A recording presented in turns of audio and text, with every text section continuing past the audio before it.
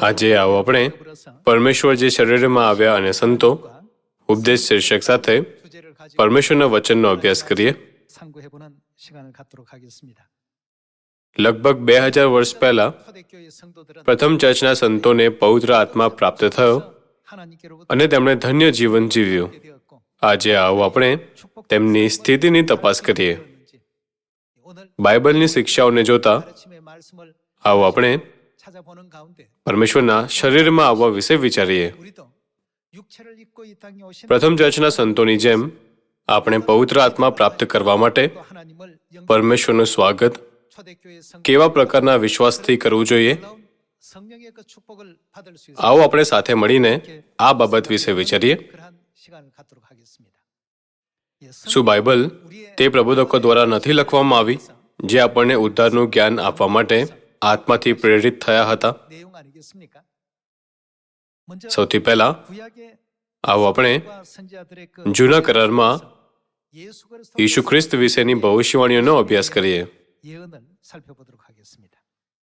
આવો આપણે યશાયા અધ્યાય 9 જોઈએ. આવો આપણે એક સાથે વચન 6 જોઈએ. યશાયા અધ્યાય 9 વચન 6.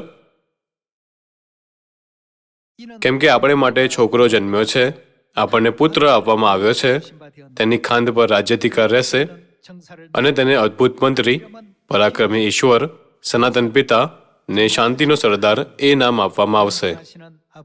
દાઉદના રાજ્યાસન ઉપર ને તેના રાજ્ય ઉપર તેમને ઇન્સાફ તથા ન્યાયપણાથી તે સમયથી તે સર્વકાળ માટે સ્થાપવા તથા દ્રઢ કરવા માટે તેમની સ્તુતિની વૃદ્ધિનો તથા શાંતિનો પાર રહેશે નહીં. સૈન્યના ઈશ્વર યહોવાની ઉત્કંઠાથી આ થશે. શું યશાયા તે પ્રબોધક ન હતો જે આ પૃથ્વી પર ઈશુના જન્મના 700 વર્ષ પહેલા જીવતો હતો? તેના લખાણોમાં આવી મહત્વપૂર્ણ ભવિષ્યવાણી હતી. કેમ કે આપણે માટે છોકરો જન્મ્યો છે, આપણને પુત્ર આપવામાં આવ્યો છે અને તેને પરાક્રમી ઈશ્વર, સનાતન પિતા ને શાંતિનો સરદાર એ નામ આપવામાં આવશે. સરળ શબ્દોમાં કહીએ તો પરમેશ્વર આ પૃથ્વી પર એક બાળકના રૂપમાં જન્મ લેશે અને એક પુત્રના રૂપમાં આવશે. આ યશાયા અધ્યાય 9ની ભવિષ્યવાણી છે. શું યશાયાએ તે થવાના 700 વર્ષ પહેલા આ રીતે પરમેશ્વરના શરીરમાં આવવાના વિષયમાં એટલે મસીહના વિષયમાં ભવિષ્યવાણી નહોતી કરી? આ ઉપરાંત યશાયા અધ્યાય 53માં સંપૂર્ણ રીતે સમજાવવામાં આવ્યું છે કે પરમેશ્વર આ પૃથ્વી પર કઈ ભૂમિકા અને કાર્ય કરશે. આવો આપણે યશાયા અધ્યાય 53 પર એક નજર કરીએ. આવો આપણે યશાયા અધ્યાય 53 વચન 1માં જઈને જોઈએ કે જ્યારે પરમેશ્વર શરીરમાં આવશે ત્યારે તે શું કરશે. આવો આપણે યશાયા અધ્યાય 53 વચન 1 પર એક નજર કરીએ. આપણને જે કહેવામાં આવ્યું છે તે કોણે માન્યું છે અને યહોવાનો ભુજ કોની આગળ પ્રગટ થયેલો છે? તે તો તેની સમક્ષ ફણગાની જેમ તથા સૂકી ભૂમિમાંની જળની જેમ ઉગ્યો. તેનામાં કંઈ સૌંદર્ય નહોતું ને લાવણ્ય નહોતું. આપણે તેને જોયો ત્યારે તેનું સ્વરૂપ એવું નહોતું કે આપણે તેને ચાહીએ. તે માણસોથી ધિક્કારાયેલો તથા તજાયેલો હતો, દુઃખી પુરુષ ને દર્દનો અનુભવી, ને જેને જોઈને આપણે મુખ અવળું ફેરવીએ એવો તે ધિક્કાર પામેલો હતો ને આપણે તેની કદર બૂજી નહીં. ખચિત તેણે આપણા દર્દ માથે લીધા છે ને આપણા દુઃખ વેઠ્યા છે, પણ આપણે તો તેને હણાયેલો, ઈશ્વરથી માર પામેલો તથા પીડિત થયેલો માન્યો. પણ આપણા અપરાધોને લીધે તે વિંધાયો, આપણા પાપોને લીધે તે કચડાયો. આપણને શાંતિ પ્રાપ્ત કરાવવાને માટે તેને શિક્ષા થઈ ને તેના સોળથી આપણને સાજાપણું મળ્યું છે. આપણે સર્વ ઘેટાની જેમ ભટકી ગયા છીએ, દરેક પોતપોતાને માર્ગે વળી ગયો છે અને યહોવાએ તેના પર આપણા સર્વના પાપનો ભાર મૂક્યો છે. યશાયા અધ્યાય 9 અને અધ્યાય 53 દ્વારા આપણે જોઈ શકીએ છીએ કે ઈશુના જન્મના 700 વર્ષ પહેલા બાઇબલે પહેલાથી જ ભવિષ્યવાણી કરી હતી કે પરમેશ્વર આ પૃથ્વી પર કેવા પ્રકારના માર્ગ પર ચાલશે. ઈશુ જે માર્ગ પર ચાલવાના હતા તેની ભવિષ્યવાણી પહેલાથી જ કરવામાં આવી હતી. ભલે તે પરમેશ્વર છે, પણ તે એવું જીવન જીવશે. લોકો તેમનો નકાર કરશે, તુચ્છ ગણશે અને તેમને કોરડા મારશે. તે આપણા પાપોનો બધો બોજ ઉઠાવશે. તે દુઃખ સહન કરશે. આ શરીરમાં આવેલા પરમેશ્વર વિશેની ભવિષ્યવાણી હતી. યશાયા અધ્યાય 9 વચન 6 માં લખ્યું છે, કેમ કે આપણે માટે છોકરો જન્મ્યો છે. ત્યારે આ બાળક કોણ છે?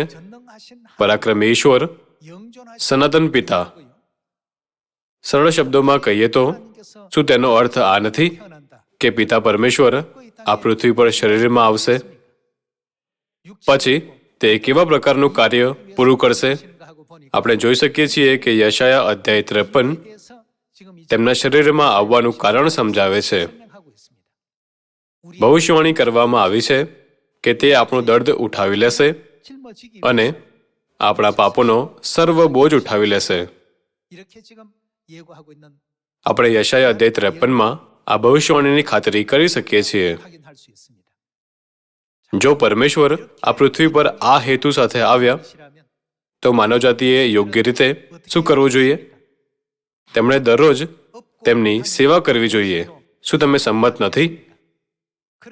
જો કે તે પરમેશ્વર હોવા છતાં વચન 3માં એવું લખવામાં આવ્યું છે, તે માણસોથી ધિક્કારાયેલો તથા તજાયેલો હતો.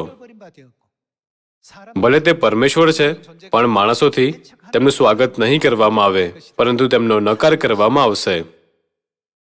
જ્યારે પરમેશ્વર આ પૃથ્વી પર શરીરમાં આવ્યા તો પ્રથમ ચર્ચના સંતોએ ખ્રિસ્તને કેવા પ્રકારના વિશ્વાસ સાથે ગ્રહણ કર્યા?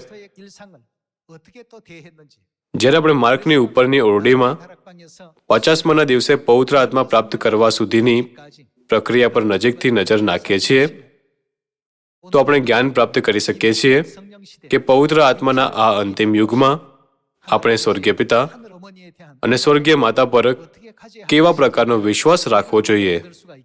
સાથે જ મને વિશ્વાસ છે કે આમ કરવાથી આપણે પાછલા વરસાદના પવિત્ર આત્માને પ્રાપ્ત કરી શકીશું. આવો આપણે 2000 વર્ષ પાછા જઈએ અને માથી અધ્યાય 26માં જઈને જોઈએ કે લોકોને કેવો વિશ્વાસ હતો જ્યારે તેમણે આ પૃથ્વી પર શરીરમાં આવેલા ઈશુને ગ્રહણ કર્યા. આવો આપણે માથી અધ્યાય 26 વચન 6 જોઈએ. આવો આપણે વચન 6 પર એક નજર કરીએ. અને ઈશુ બેથાનિયામાં સિમોન કોડિયાના ઘરમાં હતા. ત્યારે અતિ મૂલ્યવાન અત્તરની સંગેમરમરની ડબ્બી લઈને એક સ્ત્રી તેમની પાસે આવી ને તે જમવા બેઠા હતા. ત્યારે તેમના માથા પર તેણે તે રેડ્યું. પણ તેમના શિષ્યોએ તે જોયું ત્યારે તેઓએ ગુસ્સે થઈને કહ્યું, એ નુકસાન શા માટે? કેમ કે અત્તર ઘણે મૂલ્યે વેચાત ને દરિદ્રીઓને અપાત. ત્યારે ઈશુએ એ જાણીને તેઓને કહ્યું, એ સ્ત્રીને તમે કેમ સતાવો છો? કેમ કે એણે તો મારા પ્રત્યે ઉત્તમ કામ કર્યું છે. કેમ કે દરિદ્રીઓ સદા તમારી સાથે છે, પણ હું સદા તમારી સાથે નથી. તેણે એ અત્તર મારા શરીર પર રેડ્યું, એ તો મારા દટાવવાની તૈયારીને માટે તેણે કર્યું. હું તમને ખચિત કહું છું કે આખા જગતમાં જ્યાં કંઈ આ સુવાર્તા પ્રસિદ્ધ કરવામાં આવશે, ત્યાં એણે જે કર્યું છે તે પણ એની યાદગીરીને અર્થે કહેવામાં આવશે. ઈશુની આજુબાજુ ઘણા બધા લોકો હતા. જેમ કે યશાયા અધ્યાય 53 વચન 3માં લખ્યું છે, માનવજાતિ દ્વારા તેમનો નકાર કરવામાં આવ્યો. બીજા શબ્દોમાં તેમની ઉપેક્ષા કરવામાં આવી. આ ઈશુના વિષયમાં ભવિષ્યવાણી છે જે શરીરમાં આવ્યા પરમેશ્વર છે. યશાયા પ્રબોધકે લગભગ 700 વર્ષ પહેલા આ ભવિષ્યવાણી છોડી દીધી હતી. ઘણા લોકોએ ઈશુની સાથે એવી જ વર્તણૂક કરી જે પ્રમાણે ભવિષ્યવાણીઓમાં કહેવામાં આવ્યું હતું. તેઓએ ઈશુનો નકાર કર્યો અને તુચ્છ માન્યા. તેમને પથ્થર મારવાનો પ્રયત્ન કર્યો અને તેમની શિક્ષાઓનો ખુલ્લેઆમ તિરસ્કાર કર્યો. તો પણ એવા લોકો હતા જેમણે મોટા વિશ્વાસ સાથે તેમને ગ્રહણ કર્યા, જેમ કે આપણે આ વચનમાં જોઈ શકીએ છીએ. સંગેમરમરની ખૂબ મોંઘા અત્તરની ડબ્બીની કિંમત આજે 1 વર્ષની મજૂરી જેટલી છે. તે ખૂબ મૂલ્યવાન છે. તેણે મોંઘા અત્તરની ડબ્બી તોડીને યીશુના માથા પર રેડ્યું. યીશુએ કહ્યું, તેણે એ અત્તર મારા શરીર પર રેડ્યું, એ તો મારા દટાવાની તૈયારી માટે તેણે કર્યું. આખા જગતમાં જ્યાં કંઈ આ સુવાર્તા પ્રસિદ્ધ કરવામાં આવશે, ત્યાં એણે જે કર્યું છે તે પણ એની યાદગીરીને અર્થે કહેવામાં આવશે. યીશુના સ્ત્રીના વિશ્વાસની પ્રશંસા કરવાનો શું અર્થ છે? જ્યારે પરમેશ્વર આ પૃથ્વી પર શરીરમાં આવ્યા તો ઘણા લોકોએ યીશુની સાથે ખરાબ વર્તન કર્યું. તેઓએ તેમનો તિરસ્કાર કર્યો, ઉપહાસ કર્યો, નફરત કરી અને નકાર કર્યો. પણ આ સ્ત્રીએ તેમનો ખૂબ આદર કર્યો. તેણે યીશુના પગ પોતાના આંસુથી ભીના કર્યા અને પોતાના વાળથી લૂછ્યા. તેણે પાપીઓને બચાવવા આવેલા મસીહા તરીકે સાચી રીતે તેમની સ્તુતિ કરી. માત્ર આ સ્ત્રી જ ન હતી જેણે એવો વિશ્વાસ બતાવ્યો હતો. આવો આપણે માથી અધ્યાય 8 વચન 5 જોઈએ. માથી અધ્યાય 8 વચન 5માં આ લખ્યું છે, અને યીશુ કપરનાહુમમાં પ્રવેશ્યા ત્યારે એક જમાદારે તેમની પાસે આવીને તેમને વિનંતી કરી, ઓ પ્રભુ, મારો ચાકર ઘરમાં પક્ષઘાતી થઈને પડેલો છે ને તેને ભારે પીડા થાય છે. ત્યારે યીશુ તેને કહે છે, હું આવીને તેને સાજો કરીશ. અને જમાદારે ઉત્તર વાળ્યો, ઓ પ્રભુ, તમે મારા છાપરા નીચે આવો એવો હું યોગ્ય નથી, પણ તમે માત્ર શબ્દ બોલો એટલે મારો ચાકર સાજો થશે. કેમ કે હું પણ પરાધીન માણસ છું ને સિપાઈઓ મારે સ્વાધીન છે. અને એકને હું કહું છું કે જા ને તે જાય છે, અને બીજાને કહું છું કે આવ ને તે આવે છે, અને મારા દાસને કહું છું કે એ કર ને તે કરે છે.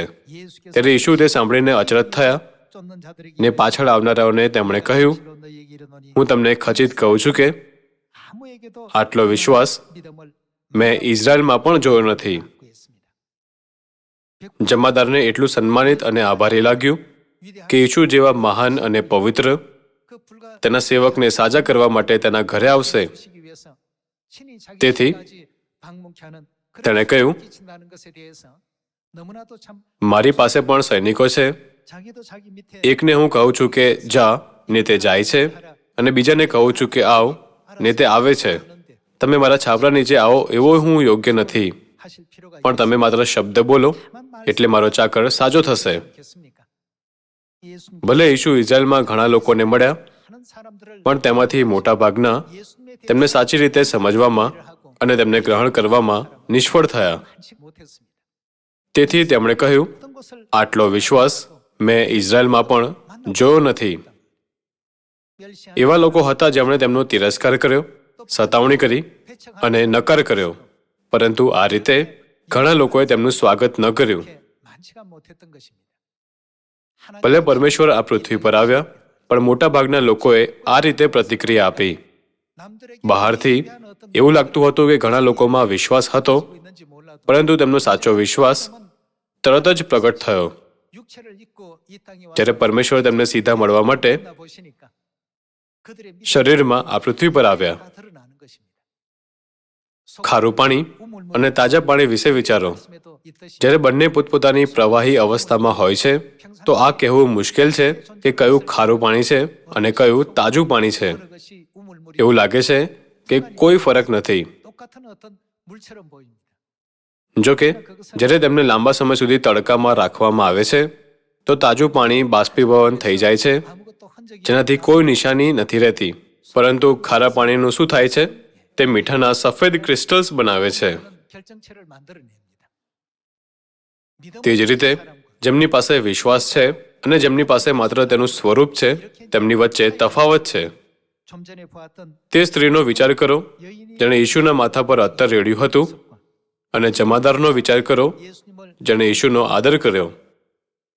હજી પણ આ લોકોની જેમ તેમનો આદર કરનારા લોકો હતા, જ્યારે અગણિત લોકો યીશુનો તિરસ્કાર અને સતાવણી કરતા હતા.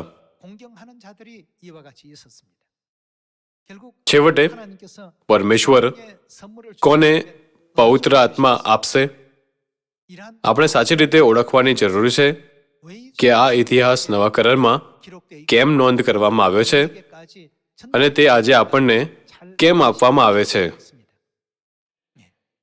કેટલાક લોકોએ માત્ર રસ વગર ઈશુ તરફ જોયું. આ પૃથ્વી પર વિવિધ પ્રકારના લોકો છે.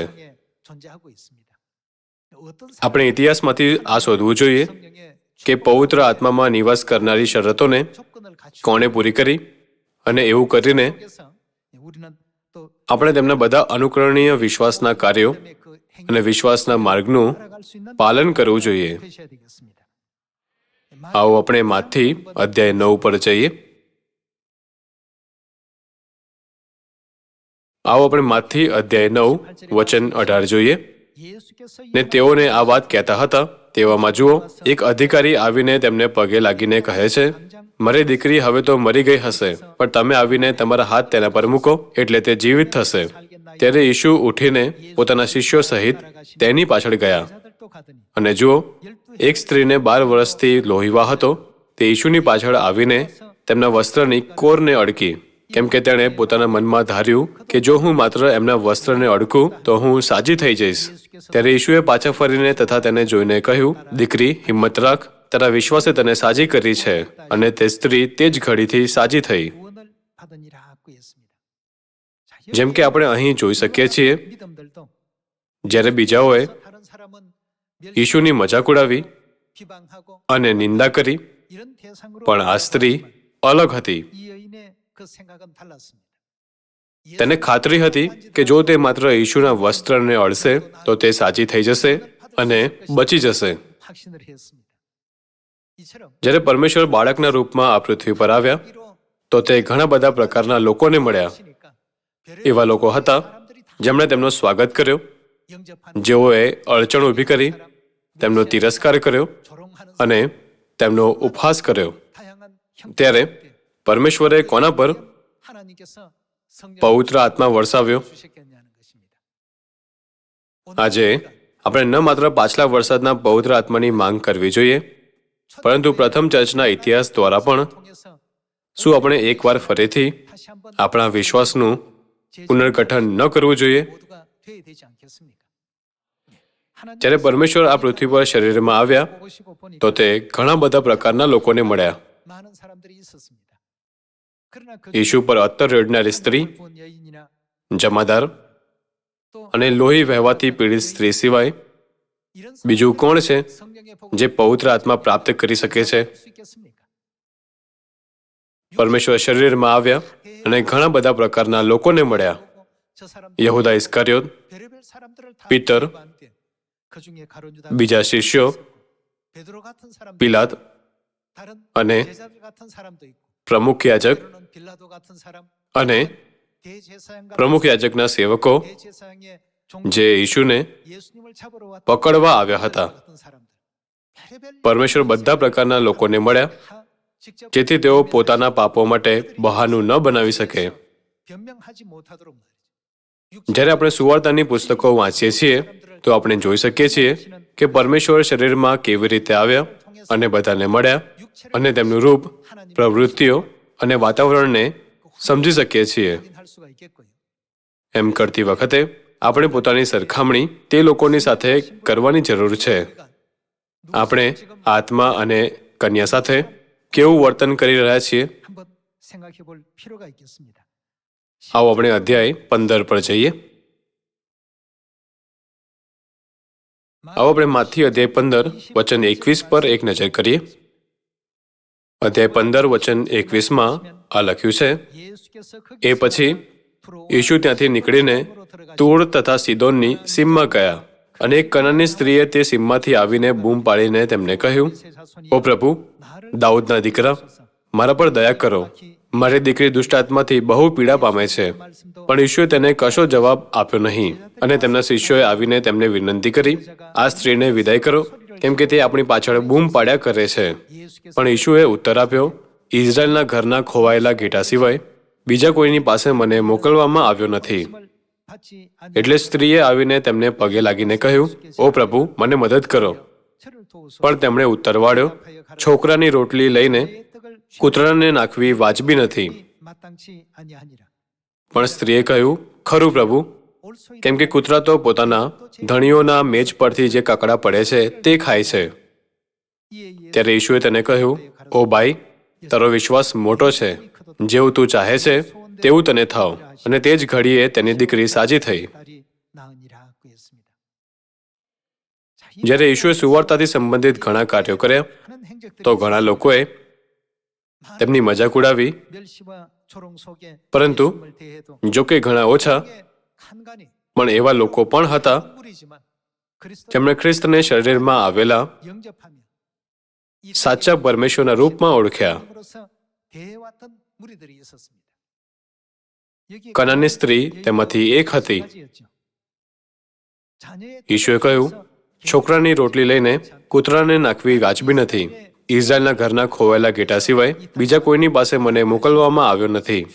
ત્યારે સ્ત્રીએ જવાબ આપ્યો, ખરું પ્રભુ, જો કે શું કૂતરા કકડા ખાતા નથી?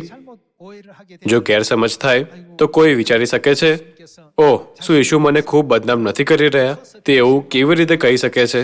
અને ચાલ્યો જશે. પણ તે સ્ત્રીએ કહ્યું, ખરું પ્રભુ, અમે પાપમાં જન્મ્યા છીએ અને તમે માનવજાતિને બચાવવા માટે આ પૃથ્વી પર આવ્યો છો. ભલે તમે મારી સરખામણી પશુ સાથે કરો, પણ તમારા વચન ખરા અને સાચા છે. જો કે કૂતરા પણ પોતાના ધણીઓના મેજ પરથી જે કકડાનો ટુકડો પડે છે તે ખાય છે. આ રીતે તેણે પોતાને હજી પણ નમ્ર બનાવી અને છેવટે ઈશુએ તેને આશીષ આપી. ઈશુએ કહ્યું, ઓ ભાઈ, તારો વિશ્વાસ મોટો છે. એક સામાન્ય વ્યક્તિ ગુસ્સે થઈ શકે છે અથવા તેમને છોડી શકે છે. પણ તે સ્ત્રીએ કહ્યું, કૂતરા તો પોતાના ધણીઓના મેજ પરથી જે કકડા પડે છે તે ખાય છે. આપણે આ સ્ત્રીના પ્રતિભાવ અને તેના વિશ્વાસની નજીકથી તપાસ કરવી જોઈએ. શું આ લોકો પરમેશ્વરથી પવિત્ર આત્મા પ્રાપ્ત કરવાના યોગ્ય નથી? જ્યારે ઈશુએ કહ્યું, હું તથા પિતા એક છીએ અને હું પરમેશ્વર છું જેવા અભિવ્યક્તિનો ઉપયોગ કર્યો, તો યહૂદીઓએ કેવી પ્રતિક્રિયા આપી? તેમણે તેમના પર પથ્થરમારો કરવાનો પ્રયત્ન કર્યો અને પછીથી ઇઝરાયલીઓએ પોકાર પણ કર્યો, બરાબ્બાસ લૂંટારાને છોડી દો અને ઈશુને વધસ્તંભે જડો. અંતમાં તેઓએ કહ્યું, તેને વધસ્તંભ પર જડવાનો દોષ અમારા પર અને અમારી સંતાનો પર આવવા દો. આ પૃથ્વી પર શરીરમાં આવેલા ઈશુની સાથે તેઓએ કેટલું કઠોર વર્તન કર્યું. તેમની સાથે આદરથી વર્તન કરવાના બદલે તેઓએ તેમનો તિરસ્કાર કર્યો. જો કે થોડા લોકો હતા, જેમ કે ઈશુ પર અત્તર રેડનારી સ્ત્રી, જમાદાર, લોહી વહેતી સ્ત્રી અને કનાની સ્ત્રી, જેઓએ તેમને યોગ્ય રીતે ગ્રહણ કર્યા. તેને કહેવામાં આવ્યું, છોકરાની રોટલી લઈને કૂતરાને નાખવી વાજબી નથી. પણ તેણે જવાબ આપ્યો, કૂતરા પણ કકડા ખાય છે. આ વિષય વસ્તુ સુવાર્તાની પુસ્તકોમાં કેમ નોંધ કરવામાં આવી છે? મારું માનવું છે કે આપણે તેની પાછળના કારણોને સમજવાની જરૂર છે. ઉદ્ધારના સંદર્ભમાં બાઇબલ આપણને શું બનાવે છે? તે આપણને ઉદ્ધાર માટે જ્ઞાની બનાવે છે. જો આપણી પાસે જ્ઞાનની ખામી છે તો આપણે બાઇબલના માધ્યમથી જ્ઞાન શોધવું જોઈએ. આ બધા લોકો આશીર્વાદિત હતા. બીજી બાજુ જે લોકોએ ઈશુનું લોહી તેમની સંતાનો પર આવવા માટે કહ્યું અને તેમને વધસ્તંભ પર ચડાવ્યા, તે બધાનો નાશ કરવામાં આવ્યો. શું આપણે તેનાથી સારી રીતે પરિચિત નથી?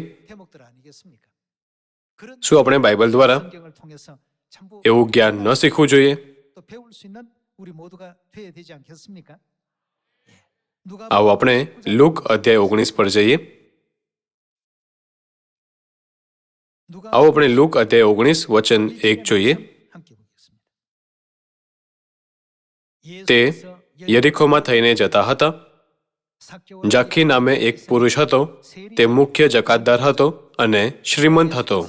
તેણે યીશુને જોવા પ્રયત્ન કર્યો કે તે કોણ છે, પણ ભીડને લીધે તે તેમને જોઈ શક્યો નહીં, કેમ કે તે ઠીંગણો હતો. તેથી આગળ દોડી જઈને તે તેમને જોવા માટે એક ગુલર ઝાડ પર ચડ્યો, કેમ કે તે જ રસ્તે થઈને તે જવાના હતા. તે જગ્યાએ આવીને યીશુએ ઊંચે જોઈને તેને કહ્યું, જાખી, તું જલ્દી ઉતરી આવ, કેમ કે આજે મારે તારે ઘેર ઉતરવાનું છે. તે જલ્દી ઉતરી આવ્યો અને તેણે આનંદથી તેમનો આવકાર કર્યો. તે જોઈને બધાએ કચકચ કરીને કહ્યું, એક પાપી માણસને ત્યાં તે પરણો રહેવા ગયો છે. જાખીએ ઊભા રહીને પ્રભુને કહ્યું, પ્રભુ, હું મારી સંપત્તિનો અડધો ભાગ દરિદ્રીઓને આપું છું. જો અન્યાયથી મેં કોઈનું કંઈ પડાવી લીધું હોય તો હું તેને 100 ગણું પાછું આપીશ. યીશુએ તેને કહ્યું, આજે આ ઘેર તારણ આવ્યું છે, કારણ કે તે પણ ઇબ્રાહીમનો દીકરો છે. જાખી એક મુખ્ય જકાતદાર હતો અને તેને સમાજમાં સારો વ્યક્તિ માનવામાં આવતો ન હતો. શું એવું એટલે ન હતું કેમ કે તે દિવસોમાં ઇઝરાયલ રોમ રાજ્યની હેઠળ હતું?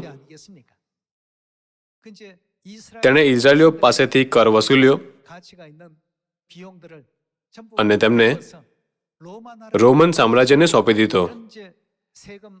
આ કારણે લોકોએ તેને નકારાત્મક દ્રષ્ટિકોણથી જોયો. તેની પ્રતિષ્ઠા છતાં યીશુએ તેની તરફ ધ્યાન આપ્યું અને કહ્યું, આજે મારે તારે ઘેર ઉતરવાનું છે. આ સાંભળીને જાખી ખૂબ ખુશ થયો. કેટલાક લોકોએ વિચાર્યું હશે, અરે રે, જો યીશુ મારે ઘરે રહે તો ઘણા લોકો તેમની પાછળ આવશે અને તેમનું આયોજન કરવા માટે ઘણું કામ હશે.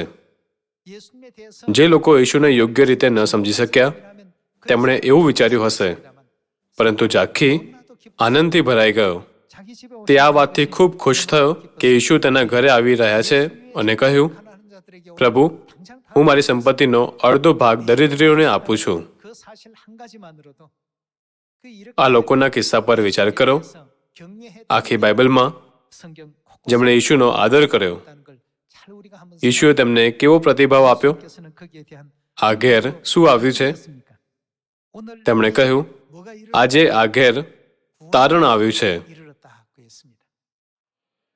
ઉદ્ધારની ઘણી શરતો હોઈ શકે છે, પરંતુ યીશુની જમણી બાજુના ચોરને આપવામાં આવેલા આશીષના શબ્દો વિશે વિચારો. આજ તું મારી સાથે પારાદેશમાં હોઈશ. અથવા જાખીને આજે આ ઘેર તારણ આવ્યું છે. સામાન્ય લોકો તેમને કેટલાક સરસ શબ્દો માની શકે છે, પરંતુ તે બધા શબ્દો શું છે જે પરમેશ્વર આપણને આપે છે? દરેક વચન જેમ તે કહેવામાં આવ્યું છે તેમ ચોક્કસ પૂરું થશે. શું આપણે તેને હંમેશા મનમાં ન રાખવું જોઈએ? જાખી અત્તર રેડનારી સ્ત્રી, જમાદાર અને લોહી વહેતી સ્ત્રી જેવા લોકો હતા. કનાનની સ્ત્રીને કહેવામાં આવ્યું, છોકરાની રોટલી લઈને કૂતરાને નાખવી વાજબી નથી. તો પણ તેણે જવાબ આપ્યો, ખરું પ્રભુ.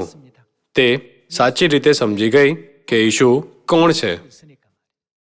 જેમણે પુત્રના યુગમાં યીશુને સાચી રીતે ગ્રહણ કર્યા, તેમને પરમેશ્વરે પવિત્ર આત્મા અને આશીર્વાદ આપ્યા.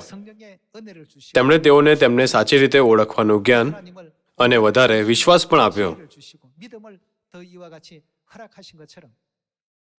જ્યારે આપણે વિચારીએ છીએ કે પિતા અને માતા આ પૃથ્વી પર શરીરમાં આવ્યા છે અને આ સુવાર્તાનું નેતૃત્વ કરી રહ્યા છે, તો આપણે પરમેશ્વરથી માત્ર પાછલા વરસાદના પવિત્ર આત્મા માટે ન માંગવું જોઈએ.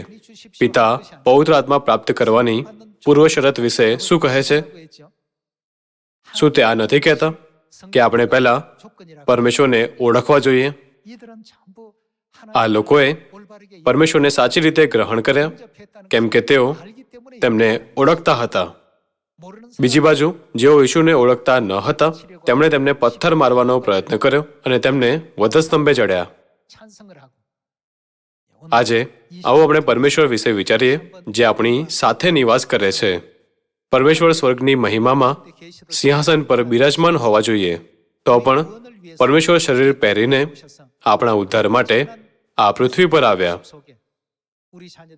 આપણે સ્વર્ગના રાજ્યમાં લઈ જવા અને ભવિષ્યવાણીને પૂરી કરવા માટે આત્મા અને કન્યા કહે છે, આવો સ્વર્ગીય પિતા અને સ્વર્ગીય માતા આ પૃથ્વી પર શરીરમાં આવ્યા છે અને આપણી સાથે નિવાસ કરે છે.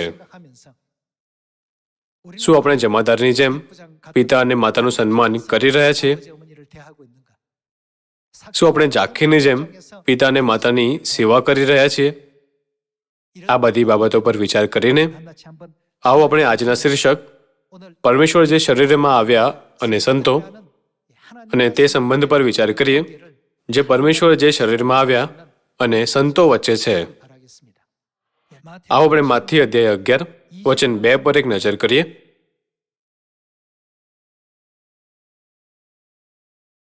હવે યોહાને કેદખાનામાં ખ્રિસ્તના કામ સંબંધી સાંભળીને પોતાના શિષ્યોને મોકલીને ઈશુને પૂછાવ્યું કે આવનાર તે તમે જ છો કે અમે બીજાની રાહ જોઈએ? ત્યારે ઈશુએ તેઓને ઉત્તર આપ્યો કે તમે જે સાંભળો છો અને જુઓ છો તે જઈને યોહાનને કહી બતાવો. આંધળા દેખતા થાય છે ને પાંગડા ચાલતા થાય છે, રક્તપિતિયા શુદ્ધ કરાય છે ને બહેરા સાંભળતા થાય છે, મુએલા ઉઠાડાય છે ને દરિદ્રીઓને સુવાર્તા પ્રગટ કરવામાં આવે છે. અને કોણ ધન્ય છે? જે કોઈ મારા સંબંધી ઠોકર નહીં ખાય તેને ધન્ય છે. બાઇબલની ભવિષ્યવાણી પર વિચાર કરો. કેમ કે આપણે માટે છોકરો જન્મ્યો છે, આપણને પુત્ર આપવામાં આવ્યો છે, તેની ખાંદ પર રાજ્યાધિકાર રહેશે અને તેને અદ્ભુત મંત્રી, પરાક્રમી ઈશ્વર, સનાતન પિતા ને શાંતિનો સરદાર એ નામ આપવામાં આવશે. ભલે તે એક બાળક અને એક પુત્રના રૂપમાં આ પૃથ્વી પર આવ્યા, પણ તે પરાક્રમી ઈશ્વર, સનાતન પિતા છે. તો પણ કેટલાક આશ્ચર્ય કરે છે, પરમેશ્વર એવું કેમ કરશે? એવું કરવામાં માત્ર પરમેશ્વર કેમ સક્ષમ છે? શું ખરેખર પરમેશ્વર એવા છે? ઘણા લોકો શંકા કરે છે અને પ્રશ્ન કરે છે. આ કારણે ઈશુએ શું કહ્યું? કેવા પ્રકારના લોકો ધન્ય છે? જે કોઈ મારા સંબંધી ઠોકર નહીં ખાય તેને ધન્ય છે. આપણા પરમેશ્વર આનાથી પણ મહાન કાર્ય કરી શકે છે અને પ્રથમ ચર્ચમાં જ સુવાર્તાને સમાપ્ત કરી શકતા હતા. જો કે બધું બાઇબલની ભવિષ્યવાણીઓ પ્રમાણે હતું. તે આપણા પાપોનું પ્રાયશ્ચિત કરવા માટે આ પૃથ્વી પર પાપાર્થાર્પણ તરીકે આવ્યા. તેમણે ક્રોસ પર દુઃખ સહ્યા અને તિરસ્કૃત કરવામાં આવ્યા. તો પણ તેઓની વચ્ચે થોડા લોકો હતા જેમણે તેમને ઓળખ્યા. તેમણે તેમને એક એક કરીને તેમના પ્રિય લોકોના રૂપમાં અપનાવ્યા અને સત્યમાં તેમનું નેતૃત્વ કર્યું. ત્યારે આપણે પોતાને પૂછી શકીએ છીએ, પવિત્ર આત્માના આ યુગમાં જ્યારે આત્મા અને કન્યા આ પૃથ્વી પર શરીરમાં આવે છે, તો આપણે સંતોએ પરમેશ્વરને સાચી રીતે કેવી રીતે જોવા જોઈએ? સાથે જ પરમેશ્વરને પ્રાપ્ત કરવાની આપણી માટે સાચી રીત કઈ છે? એમ કરીને સિયોનની બધી સંતાનોએ બાઇબલ દ્વારા નિર્ધારિત માર્ગોની તપાસ કરવી જોઈએ અને વિશ્વાસના સાચા માર્ગ પર ચાલવું જોઈએ. કૃપયા યાદ રાખો કે પવિત્ર આત્મા એવી વ્યક્તિઓને આપવામાં આવે છે અને હું આપણા સ્વર્ગીય પરિવારના બધા સભ્યોને પિતા અને માતા પર સાચી રીતે વિશ્વાસ કરીને સુવાર્તાને પૂર્ણ કરવા માટે કહું છું. આ દ્વારા હું આજના ઉપદેશને સમાપ્ત કરવા ઈચ્છીશ. તમારો ખૂબ ખૂબ આભાર.